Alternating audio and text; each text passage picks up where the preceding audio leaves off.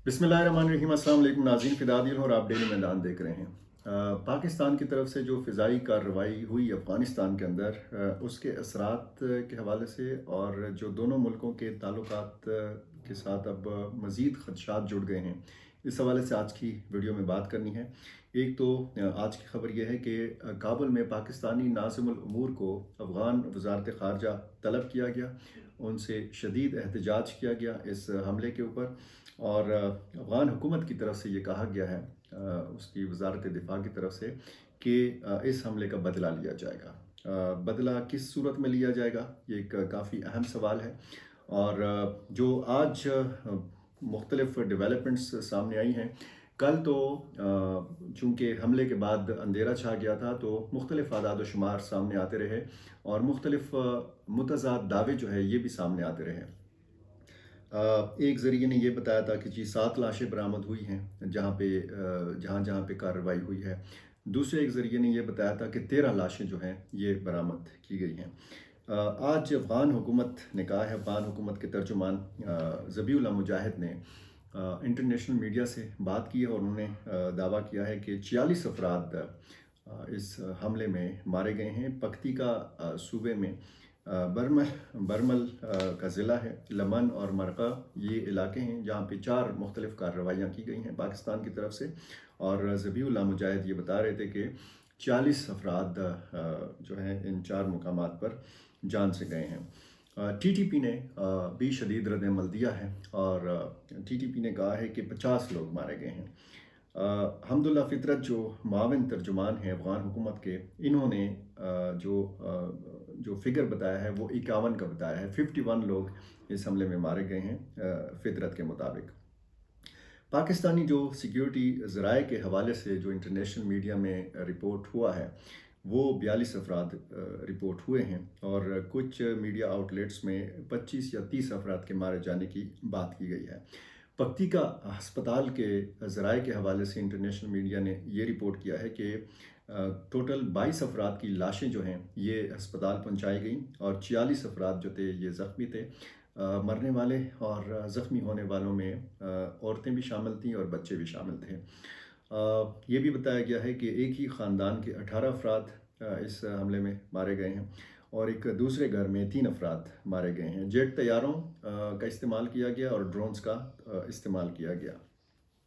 ये कोई पहला फ़िज़ाई हमला नहीं था पाकिस्तान की तरफ से। एक तो 2023 जुलाई 2023 में बरमल पक्तिका में ही पाकिस्तान की तरफ से फ़िज़ाई कार्रवाई की गई थी और इसी तरह मार्च 2024 में खोस्त पक्तिका और कुनड़ में फ़िज़ाई कार्रवाइयाँ की गई थी पाकिस्तानी एयर फोर्स की तरफ से।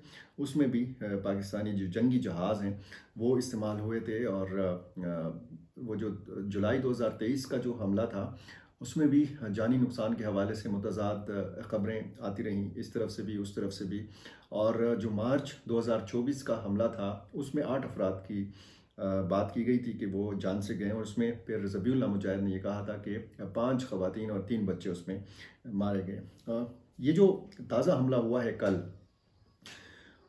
24 दिसंबर 2024 को, तो इस हवाले से माफ़ कीजिएगा, ऑफिशियल कोई स्टेटमेंट पाकिस्तान की तरफ से नहीं है। जो पाकिस्तानी सिक्योरिटी ज़राए हैं उन्हीं ज़राए के हवाले से सारी ख़बरें चल रही हैं और TTP ने जो बयान जारी किया है उसमें ये बताया गया है कि उमर मीडिया का कोई दफ्तर नहीं है, जिसके हवाले से ये कहा गया था कि जी उमर मीडिया का जो मरकज़ी दफ्तर है वो इसमें तबाह किया गया है। और उन्होंने कहा कि ये एक चलता फिरता मीडिया है और इसी उमर मीडिया के ज़रिए एक वीडियो जारी की गई है।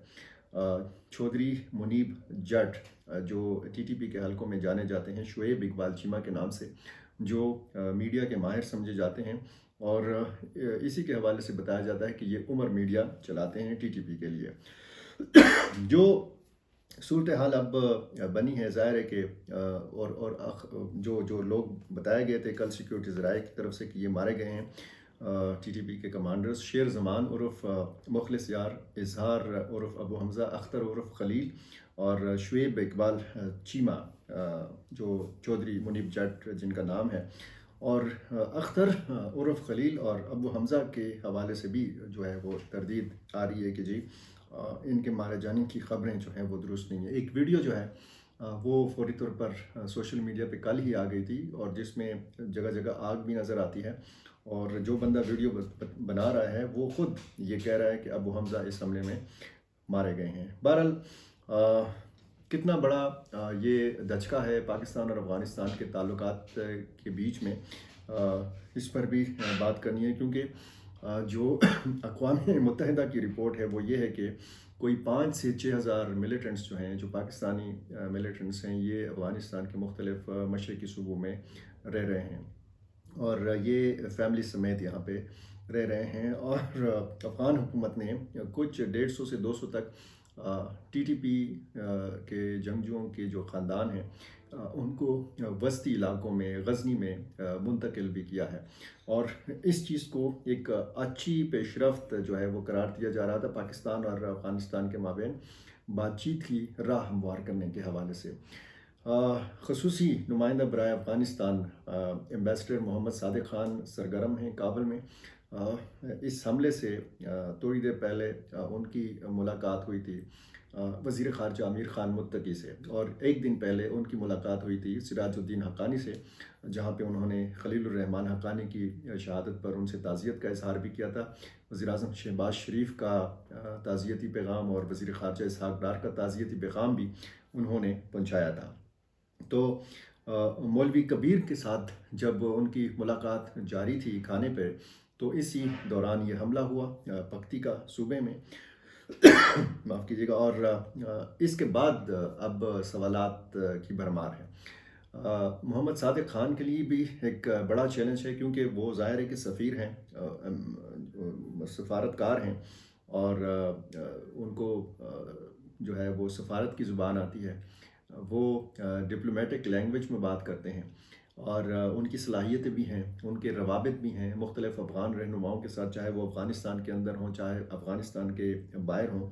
لیکن ان کے لیے بھی ایک بہت بڑا اب چیلنج ہے، کیونکہ جو ملاقاتیں ہوئی تھیں اور ان ملاقاتوں میں سے جو باتیں برآمد ہوئی تھی وہ یہی تھی کہ پیپل ٹو پیپل کنٹیکٹ بڑھنا چاہیے، پاکستان اور افغانستان کی تجارت کو بڑھنا چاہیے، بیچ میں جو مشترکات ہیں ان سے فائدہ لینا چاہیے، دونوں ملکوں کے تاجروں کی جو مشکلات ہیں، جو دونوں ملکوں کے عوام کی مشکلات ہیں، ان کو ایڈریس ہونا چاہیے، ان پہ بات ہونی چاہیے، اور دونوں ملکوں کے اچھے تعلقات ہونے چاہیے۔ کچھ ذرائع یہ کہتے ہیں کہ محمد Sadiq Khan T T P کا ہی ایک جو بنیادی نقطہ ہے بیچ میں وہ لے کر گئے، اور کچھ ثبوت کے ساتھ وہ گئے۔ بہرحال میرا نہیں خیال کہ وہ اس طرح کی کوئی ٹی ٹی پی کے حوالے سے زیادہ بات ہوئی ہوگی۔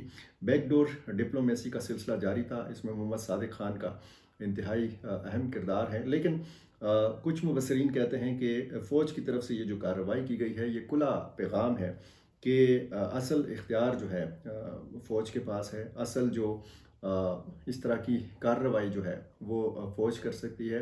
ایک طرف اگر مذاکرات کی بات ہو رہی ہے اور دوسری طرف اس قسم کی کارروائی ہے، تو پھر ظاہر ہے کہ ایک پیغام یہ بھی دیا گیا ہے کہ پاکستان اگر افغان حکومت سے ٹی ٹی پی کے معاملے پر یا سیکیورٹی ایشوز کے حوالے سے مذاکرات کرے گا تو پاکستان بالادست رہنا چاہے گا، یعنی یہ یکساں بنیادوں پر مذاکرات نہیں ہوں گے۔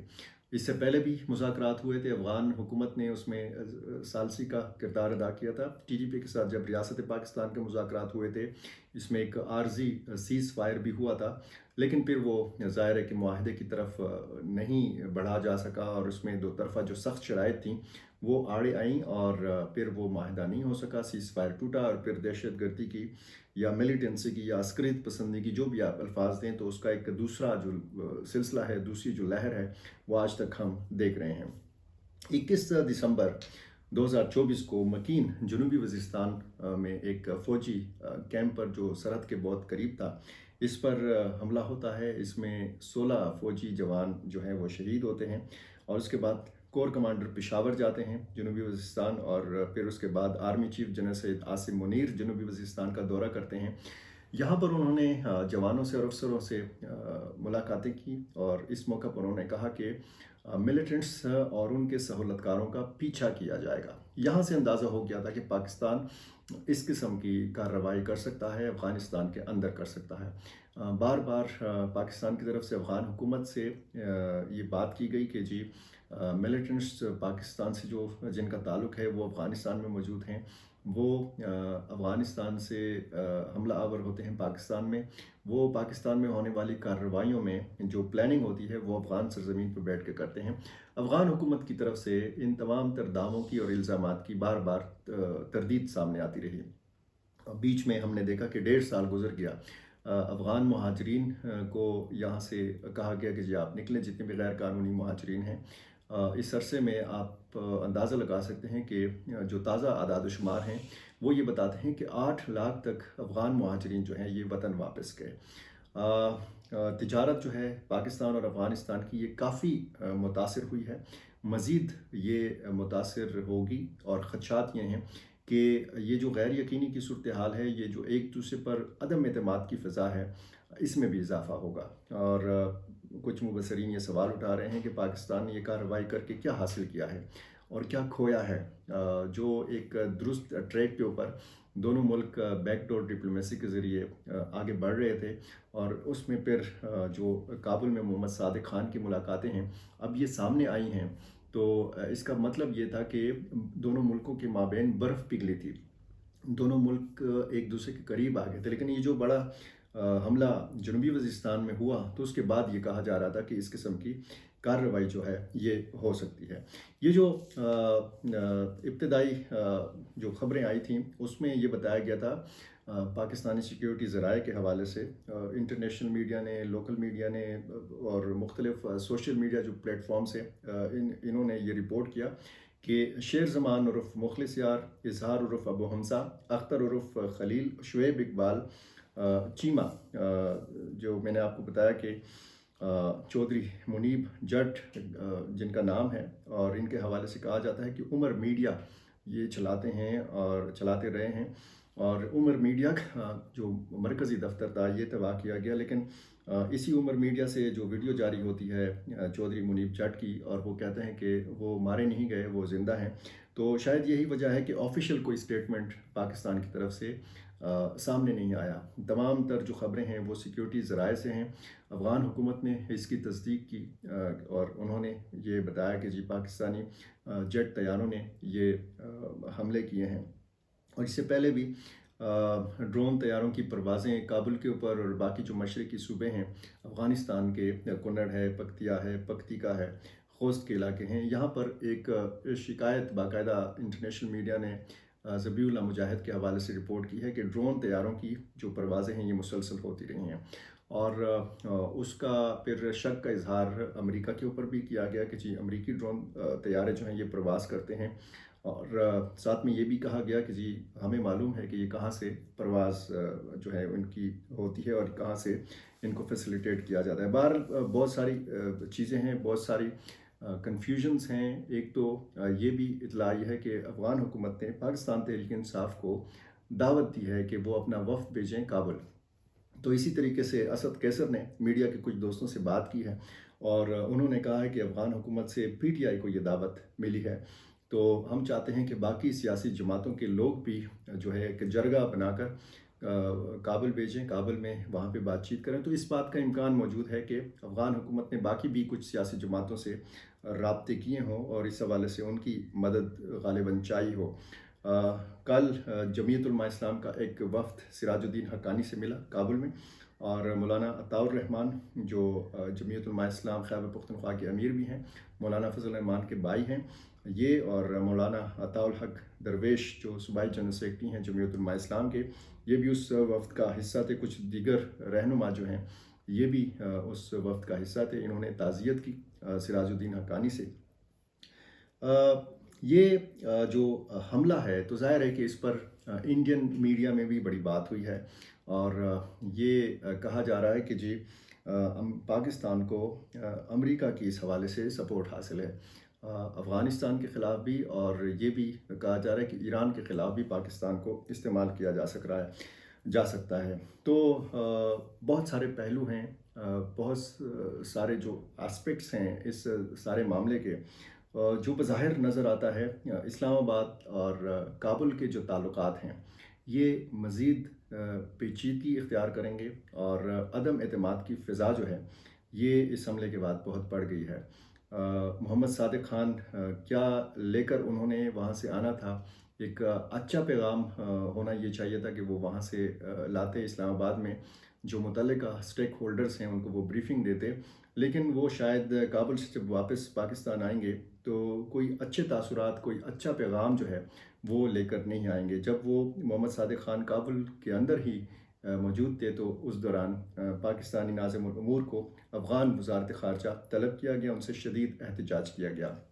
اب جس طریقے سے افغان حکومت کی طرف سے یہ کہا جا رہا ہے کہ اس کارروائی کا بدلہ لیا جائے گا، کس قسم کا بدلہ لیا جائے گا؟ کیونکہ یہ کہا جا رہا ہے کہ ایئر ڈیفنس جو ہے افغانستان کا یہ خاصا کمزور ہے، اس کی جو زمینی فوج ہے یہ بھی پاکستانی فوج کے مقابلے میں خاصی کمزور ہے۔ یہ الگ بات ہے کہ وہاں پہ جو 20 سالہ جدوجہد ہوئی اور افغان طالبان جس طریقے سے کہتے ہیں کہ ہم نے نیٹو فورسز کو، دنیا بھر کی تربیت یافتہ افواج کو شکست دی ہے، امریکہ کو شکست دی ہے، لیکن پاکستان کا ظاہر ہے کہ معاملہ تھوڑا مختلف ہے۔ دیکھنا اب یہ ہے کہ پاکستان اور افغانستان کے یہ جو تعلقات ہیں اس میں مزید کتنے موڑ آنے ہیں اور یہ معاملہ کہاں جا کے رکتا ہے۔ بہت شکریہ۔